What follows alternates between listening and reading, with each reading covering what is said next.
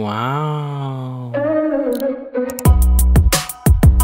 안녕하세요 여러분, 롤스토리 디자인 연구소의 우디입니다. 여러분들 혹시 애플 제품 좋아하시나요? 얼마 전 애플의 신제품으로 아이패드 에어가 새롭게 나왔는데요. 사실 제가 애플 제품을 좋아하기도 하지만 무엇보다 애플 광고 보는 걸 정말 좋아해요. 왜냐하면 글자며 색상이며 항상 뭔가 어떤 트렌디한 무언가를 보여주거든요. 그래서 오늘은 아이패드 에어 광고의 이 에어 글자를 만들어 보겠습니다.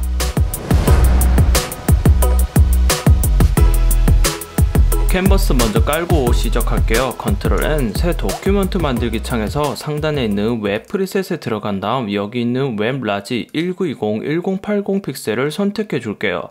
그럼 자동으로 웹에 최적화된 RGB 컬러 72ppi 해상도가 세팅이 된답니다. 이제 샘플로 애플 에어 배너가 필요한데요. 애플 홈페이지에 들어가서 백날 우클릭 눌러서 이미지 저장해봤자 이상한 것들만 받아지고 실제 눈에 보이는 건 안 받아져요. 이럴 땐 여기 보이는 페이지 정보 보기를 눌러보세요. 그리고 여기 위에 있는 미디어 탭에 들어가서 밑으로 쭉 이동해서 하나씩 살펴보다 보면 자, 이렇게 이미지가 나오면서 짠! 요렇게 얻어 걸릴 때가 있어요. 여기 있는 다른 이름으로 저장하기를 누르면 애플이 올려둔 원본 사이즈로 이미지를 받을 수 있죠. 다시 일러스트레이터로 돌아와서 파일, 플레이스를 누르고 이미지를 선택한 다음 원하는 크기만큼 드래그해서 이미지를 가지고 온 다음에 컨트롤 E, 락까지 걸어둘게요. 이제 글자를 그대로 따볼 건데요. 만약 글자의 두께가 달랐다면 블렌드 기능 등을 이용했겠지만 보시다시피 글자의 두께가 모두 일정하기 때문에 제 생각엔 그냥 펜 툴을 이용하면 가장 편하게 딸 수 있을 것 같아요. 그래서 P, 펜 툴을 선택하고 필은 없음으로 한 다음 적당히 글자 중앙을 지난다 생각하면서 이렇게 패스를 완성시켜 줄게요. 지금 이거는 나중에 다듬으면 되니까 대략적으로만 패스를 이렇게 만들어 주시면 돼요. 스트로크의 두께도 미리 맞추기 위해서 적당히 한 50포인트 정도로 입력을 해볼게요. 조금 더 키워야겠다. 저는 한 대충 55포인트 정도 적용을 해볼게요. 이 스트로크 값은 지금 덧대어 그리고 있는 여기 이미지 크기에 따라 당연히 달라지니까 여러분들이 직접 보시면서 비슷한 두께를 찾으면 돼요. 자, 스트로크도 적용하고 나니까 모양이 훨씬 더 이상하게 보이죠? 이럴 땐 무슨 도구를 써서 부드럽게 만들 수 있을까요, 여러분? 맞아요. 우리에겐 악필도 명필로 바꿔주는 바로 스무스 툴이 있죠. 툴박스에 있는 스무스 툴을 선택하고 문질문질 라인을 예쁘게 잡아볼게요. 스무스 툴로도 안 된다면 여기 있는 다이렉트 셀렉션 툴 또는 다시 펜 툴을 활용해서 어떻게든 모양을 만들면 된답니다. 혹시나 뒤쪽에 있는 원본 글자가 잘 안 보인다면 자, 여기 트랜스페런시 패널로 와서 투명도를 어느 정도 적용해 보는 것도 좋은 방법이 될 수 있어요. 자, 제가 스무스 툴과 펜 툴, 다이렉트 셀렉션 툴 등을 이용해서 라인을 예쁘게 정리를 해 볼게요.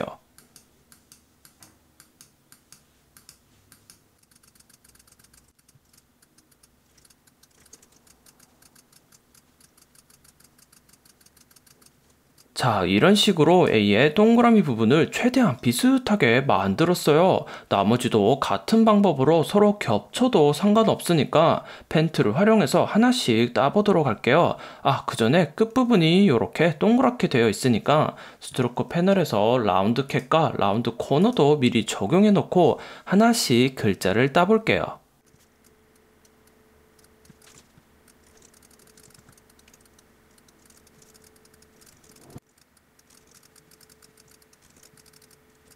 A 글자는 다 완성했어요. 이제 여기 I도 그렇고 R도 그렇고 패스가 서로 맞닿는 구간은 끝과 시작 포인트를 서로 맞춰줘야 예쁘게 글자가 들어갈 수 있어요.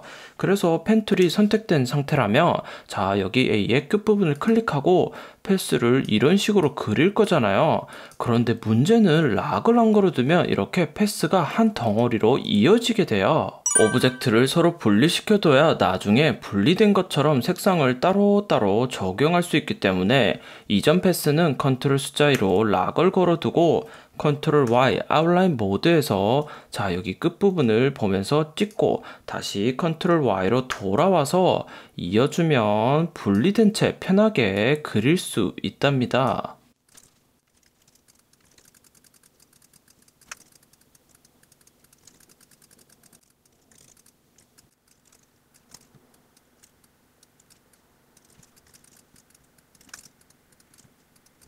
자, 이렇게 글자를 최대한 똑같이 그렸어요. 이제 컨트롤 알트 E 락은 다 해제하고 배경은 다시 락을 걸어둔 다음에 오브젝트 다 같이 선택해서 다시 투명도는 100%로 돌려주도록 할게요. 자, 그리고 아이의 꼬다리도 미리 그려놓을까요? 레탱귤 툴을 이용해서 이렇게 아이의 꼬다리도 그려놓도록 하겠습니다. 크기도 적당히 맞추고 이 정도면 될 것 같아요.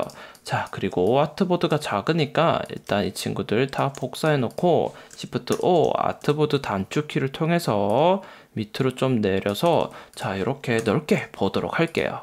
원본 위에 있는 에어 글자는 지워버리고 이제 마지막으로 원본의 에어 글자와 똑같이 색상을 적용해 줄게요.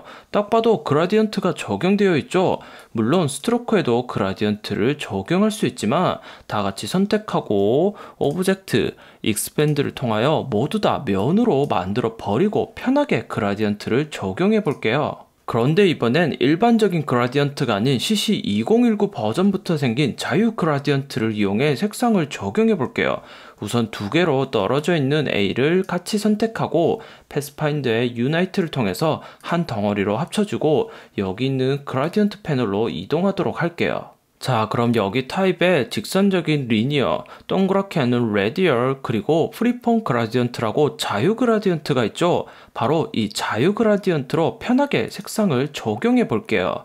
혹시 버전 때문에 자유 그라디언트 기능이 없다면 그냥 리니어를 하셔도 상관은 없습니다.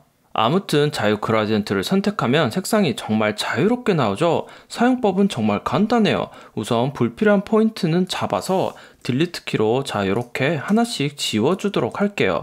마지막 하나만 남겨두고 이 친구를 클릭하고 그리고 다시 그라디언트 패널에 있는 스포이드 아이콘을 클릭한 다음에 실제 에어 색상의 배경을 하나 추출하고 자 그리고 다시 스포이드 아이콘을 눌러서 해제한 다음에 원하는 곳을 클릭하면 자 이렇게 색상 포인트 하나를 더 추가할 수 있어요. 똑같이 스포이드를 누르고 이번엔 에어의 밑에 글자를 추출하고 자 그리고 또다시 스포이드를 해제한 다음에 원하는 곳을 클릭하면 자 마지막에 선택한 색상을 이런 식으로 넣어 버릴 수 있답니다. 여기 동그란 부분을 잡고 드래그해서 색상 반경을 넓힐 수도 있고 다른 포인트를 잡아서 이동을 시켜도 되니까 이런 방법으로 자유 그라디언트를 이용하면 돼요. 이제 나머지 글자도 이 과정을 반복하면 되는데 다시 하기엔 귀찮잖아요. 그래서 일러스트레이터 내에서 만든 그라디언트는 아이드로퍼 툴로 그라디언트를 클릭하면 자 이렇게 추출이 가능하답니다. 그라디언트 툴을 다시 누르고 이제 수정만 하면 되겠죠? 제가 이렇게 계속 색상을 수정해 볼게요.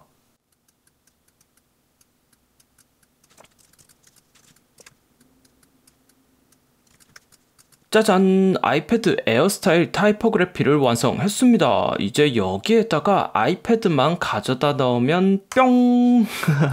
완전 똑같이 만들어 버릴 수 있죠. 자, 여기서 오늘의 꿀팁을 알려드릴게요. 만약 지금까지 작업한 에어 타이포의 그라디언트 색상을 바꾸고 싶어요 한다면 어떻게 하면 될까요, 여러분?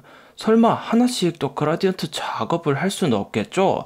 바로 포토샵에 휴 앤 세츄레이션 기능이 있다면 일러스트레이터에 리컬러 아트워크 기능이 있죠? 제가 리컬러 아트워크 기능에 대해서 이미 몇 번이나 알려드린 적 있는데요.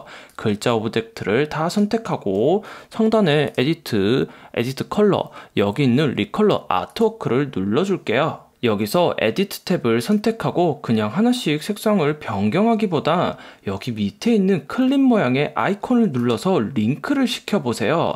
그리고 중앙으로 포인터를 이동해서 회전을 시켜주면 자 어때요 여러분? 이런 식으로 그라디언트 색상을 통일성 있게 변경시킬 수 있답니다. 야호! 오늘 강좌 제가 아이패드 에어 광고를 보는 순간 다 다음 일러스트레이터 강자다 했습니다. 사실 이걸 포토샵으로도 똑같이 만들 수는 있지만 실제 이 디자인을 생각해보면 대형 인쇄로도 이어질 수 있기에 해상도 깨지지 않는 벡터로 만들 수 있으면 가장 좋겠다 싶기도 했고, 펜툴로 라인 그리고 스무스 툴 기능을 활용하면 포토샵보다도 더 편하게 만들 수 있겠다 싶어 일러스트레이터 강자로 만든 거랍니다. 여러분들도 포토샵과 일러스트레이터의 기능과 차이를 명확하게 이해하고 있으며 어떤 디자인을 할 때 어떤 툴로 시작하면 좋을지 그 기준이 명확해지니까 앞으로도 우디와 함께 꾸준히 배워보자고요. 그럼 오늘 강좌도 도움이 됐다면 롤스토리 디자인 연구소 구독과 좋아요 많이 부탁드리고요. 우디는 다음 강좌에서 만나겠습니다. 안녕.